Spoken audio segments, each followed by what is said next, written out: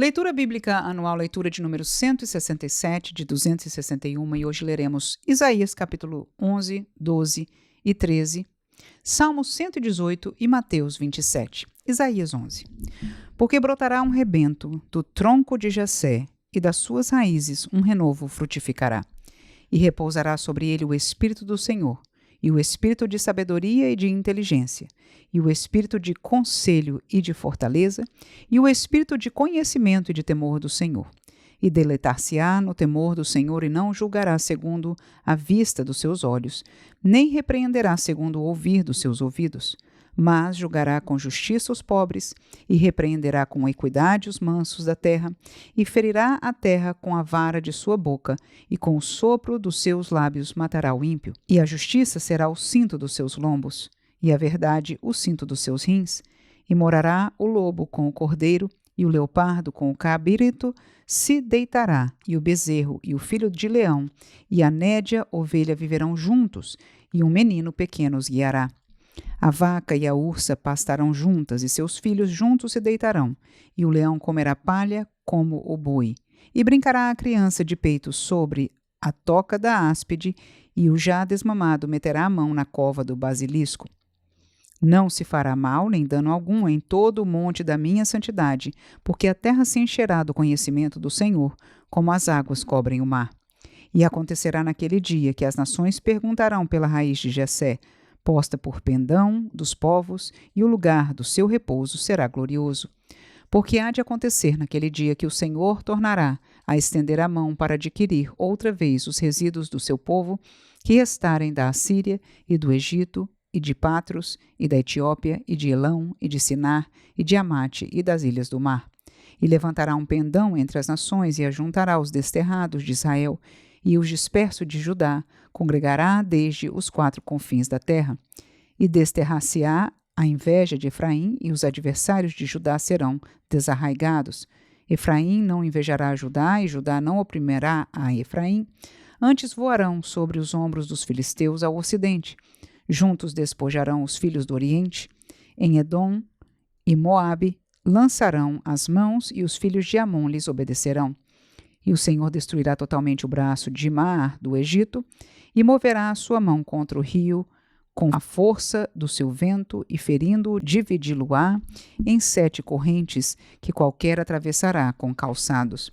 E haverá caminho plano para os resíduos do seu povo que restarem da Assíria, como sucedeu a Israel no dia em que subiu da terra do Egito. Isaías 12.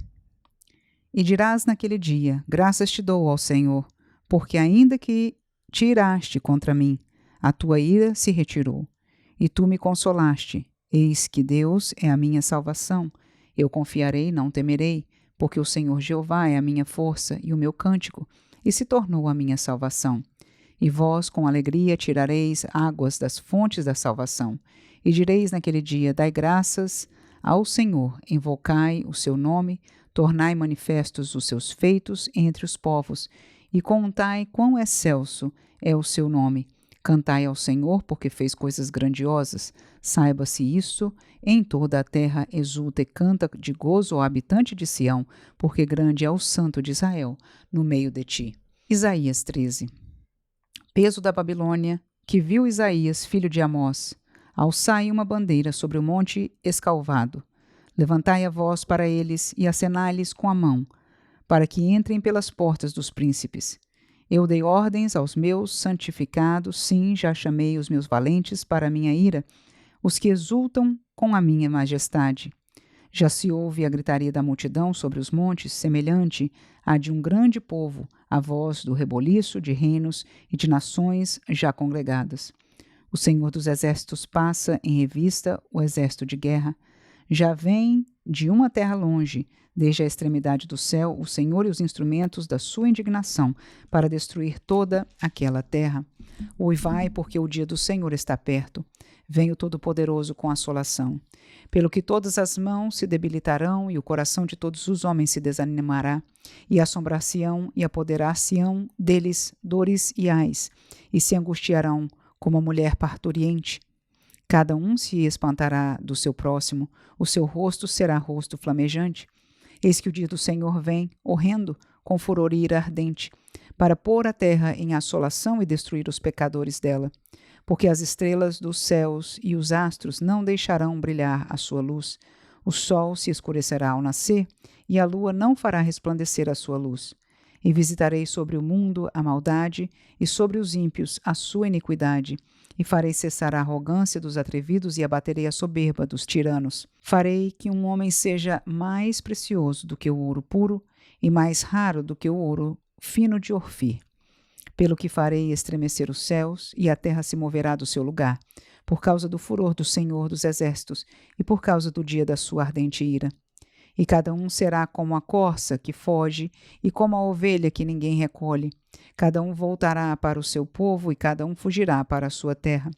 Todo o que for achado será traspassado e todo o que for apanhado cairá à espada.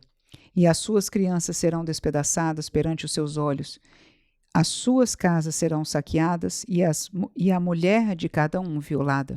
Eis que eu despertarei contra eles os medos, que não farão caso da prata, nem tampouco desejarão ouro. E os seus arcos despedaçarão os jovens, e não se compadecerão do fruto do ventre, o seu olho não poupará os filhos. E Babilônia, o ornamento dos reinos, a glória e a soberba dos caldeus, será como Sodoma e Gomorra, quando Deus as transtornou. Nunca mais será habitada, nem reedificada de geração em geração, nem o árabe armará ali a sua tenda, nem tampouco os pastores ali farão deitar os seus rebanhos, mas as feras do deserto repousarão ali, e a sua casa se encherá de horríveis animais, e ali habitarão os avestruzes, e os sátiros pularão ali, e as feras que uivam gritarão umas às outras nos seus palácios vazios, como também os chacais nos seus palácios de prazer, pois bem perto já vem chegando o seu tempo, e os seus dias não se prolongarão. Salmo 118. Louvai ao Senhor, porque Ele é bom, porque a sua benignidade é para sempre. Diga agora, Israel, que a sua benignidade é para sempre. Diga agora à casa de Arão, que a sua benignidade é para sempre. Digam agora os que temem ao Senhor, que a sua benignidade é para sempre. Invoquei o Senhor na angústia. O Senhor me ouviu e me pôs em um lugar largo. O Senhor está comigo, não temerei o que me pode fazer o homem. O Senhor está comigo entre aqueles que me ajudam, pelo que verei cumprido o meu desejo sobre os que me aborrecem. É melhor confiar no Senhor do que confiar no homem. É melhor confiar no Senhor do que confiar nos príncipes. Todas as nações me cercaram, mas no nome do Senhor as despedacei. Cercaram-me e tornaram a cercar-me, mas no nome do Senhor eu as despedacei. Cercaram-me como abelhas, mas apagaram-se como fogo de espinhos, pois no nome do Senhor as despedacei. Com força me impeliste para me fazeres cair, mas o Senhor me ajudou.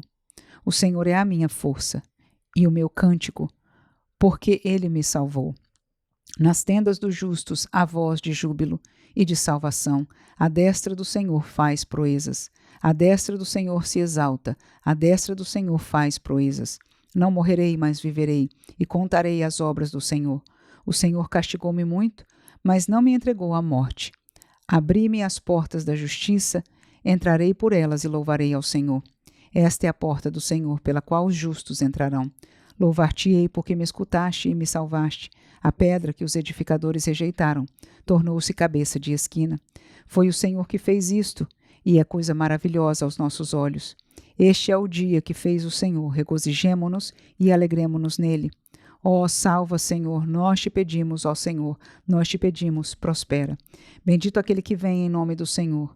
Nós vos bendizemos desde a casa do Senhor. Deus é o Senhor que nos concedeu a luz. Atai a vítima da festa com cordas e levai-a até aos ângulos do altar. Tu és o meu Deus e eu te louvarei. Tu és o meu Deus e eu te exultarei. Louvai ao Senhor porque Ele é bom, porque a sua benignidade é para sempre. Mateus 27. E chegando a manhã, todos os príncipes dos sacerdotes e os anciãos do povo formavam juntamente conselho contra Jesus para o matarem. E manietando-o, levaram e entregaram ao governador Pôncio Pilatos. Então Judas, o que o traíra, vendo que fora condenado, trouxe arrependido as 30 moedas de prata aos príncipes dos sacerdotes e aos anciãos, dizendo: pequei traindo sangue inocente. Eles, porém, disseram: que nos importa? Isso é contigo.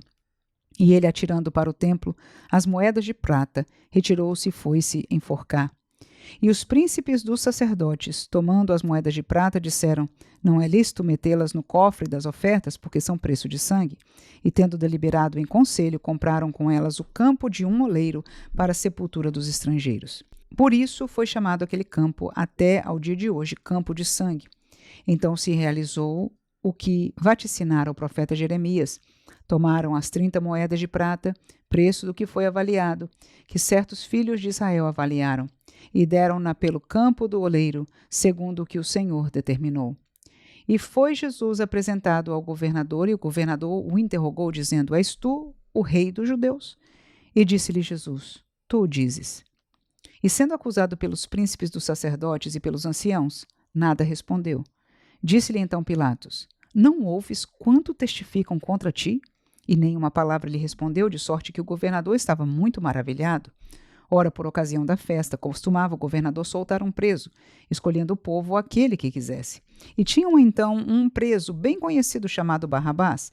Portanto, estando eles reunidos, disse-lhes Pilatos: qual quereis que vos solte, Barrabás ou Jesus, chamado Cristo? Porque sabia que por inveja o haviam entregado. E estando ele assentado no tribunal, sua mulher mandou-lhe dizer: não entres na questão desse justo, porque num sonho muito sofri por causa dele. Mas os príncipes dos sacerdotes e os anciãos persuadiram a multidão que pedisse Barrabás e matasse Jesus. E respondendo o governador, disse-lhes: qual desses dois quereis vós que eu solte? E eles disseram: Barrabás. Disse-lhes Pilatos: que farei então de Jesus chamado Cristo? Disseram-lhe todos: seja crucificado. O governador, porém, disse: mas que mal fez ele? E eles mais clamavam, dizendo: seja crucificado. Então Pilatos, vendo que nada aproveitava, antes o tumulto crescia, tomando água, lavou as mãos diante da multidão, dizendo: estou inocente do sangue deste justo, considerai isso. E respondendo todo o povo, disse: o seu sangue caia sobre nós e sobre nossos filhos. Então soltou-lhes Barrabás, e tendo mandado açoitar a Jesus, entregou-o para ser crucificado. E logo os soldados do governador, conduzindo Jesus à audiência, reuniram junto dele toda a corte, e despindo-o, o cobriram com uma capa escarlate. E tecendo uma coroa de espinhos, puseram-lhe na cabeça, e em sua mão direita uma cana, e ajoelhando diante dele, o escarneciam, dizendo: salve, rei dos judeus! E cuspindo nele, tiraram-lhe a cana e batiam-lhe com ela na cabeça. E depois de o haverem escarnecido, tiraram-lhe a capa, vestiram-lhe as suas vestes e o levaram para ser crucificado. E quando saíam, encontraram um homem cireneu, chamado Simão, a quem constrangeram a levar a sua cruz. E chegando ao lugar chamado Gólgota, que significa lugar da caveira, deram-lhe a beber vinho misturado com fel, mas ele, provando-o, não quis beber. E, havendo-o crucificado, repartiram as suas vestes, lançando sortes. Para que se cumprisse o que foi dito pelo profeta, repartiram entre si as minhas vestes, e sobre a minha túnica lançaram sortes. E, assentados, o guardavam ali. E por cima da sua cabeça puseram escrita a sua acusação: este é Jesus, o Rei dos Judeus. E foram crucificados com ele 2 salteadores, um à direita e outro à esquerda. E os que passavam blasfemavam dele, meneando a cabeça e dizendo: tu que destróis o templo e em 3 dias o reedificas, salva-te a ti mesmo. Se és o Filho de Deus, desce da cruz. E da mesma maneira também os príncipes dos sacerdotes, com os escribas e anciãos e fariseus, escarnecendo, diziam: salvou os outros e a si mesmo não pode salvar-se. Se é o rei de Israel, desça agora da cruz e creremos nele. Confiou em Deus? Livre-o agora, se o ama, porque disse: sou o filho de Deus. E o mesmo lhe lançaram também em rosto os salteadores, que com ele estavam crucificados. E desde a hora 6ª houve trevas sobre toda a terra, até a hora 9ª. E perto da hora 9ª, exclamou Jesus em alta voz, dizendo: Eli, Eli, lema sabachthani, isto é, Deus meu, por que me desamparaste? E alguns dos que ali estavam, ouvindo isso, diziam: este chama por Elias. E logo um deles, correndo, tomou uma esponja e embebeu-a em vinagre, e pondo-a numa cana, dava-lhe de beber. Os outros, porém, diziam: Deixa, vejamos se Elias vem livrá-lo. E Jesus, clamando outra vez com grande voz, entregou o Espírito. E eis que o véu do templo se rasgou em dois, de alto a baixo, e tremeu a terra, e fenderam-se as penhas. E abriram-se os sepulcros, e muitos dos corpos de santos que dormiam foram ressuscitados. E saindo dos sepulcros, depois da ressurreição dele, entraram na cidade santa e apareceram a muitos. E o centurião e os que com ele guardavam a Jesus, vendo o terremoto e as coisas que haviam sucedido, tiveram grande temor e disseram: Verdadeiramente, este era o Filho de Deus. E estavam ali olhando de longe muitas mulheres que tinham seguido Jesus desde a Galileia para o servir, entre as quais estavam Maria Madalena e Maria, mãe de Tiago e de José, e a mãe dos filhos de Zebedeu. E vinda já a tarde, chegou um homem rico de Arimateia, por nome José, que também era discípulo de Jesus. Este foi ter com Pilatos e pediu-lhe o corpo de Jesus. Então Pilatos mandou que o corpo lhe fosse dado. E José, tomando o corpo, envolveu-o num fino e limpo lençol, e o pôs no seu sepulcro novo, que havia aberto em rocha, e rolando uma grande pedra para a porta do sepulcro, foi-se. E estavam ali Maria Madalena e a outra Maria, assentadas defronte do sepulcro. E no dia seguinte, que é o dia depois da preparação, reuniram-se os príncipes dos sacerdotes e os fariseus em casa de Pilatos, dizendo: Senhor, lembramo-nos de que aquele enganador, vivendo, ainda disse: Depois de 3 dias ressuscitarei. Manda, pois, que o sepulcro seja guardado com segurança até o 3º dia. Não se dê o caso que os seus discípulos vão de noite e o furtem e digam ao povo: ressuscitou dos mortos, e assim o último erro será pior do que o primeiro. E disse-lhes Pilatos: Tendes a guarda, ide, guardai-o como entenderdes. E indo eles, seguraram o sepulcro com a guarda, selando a pedra.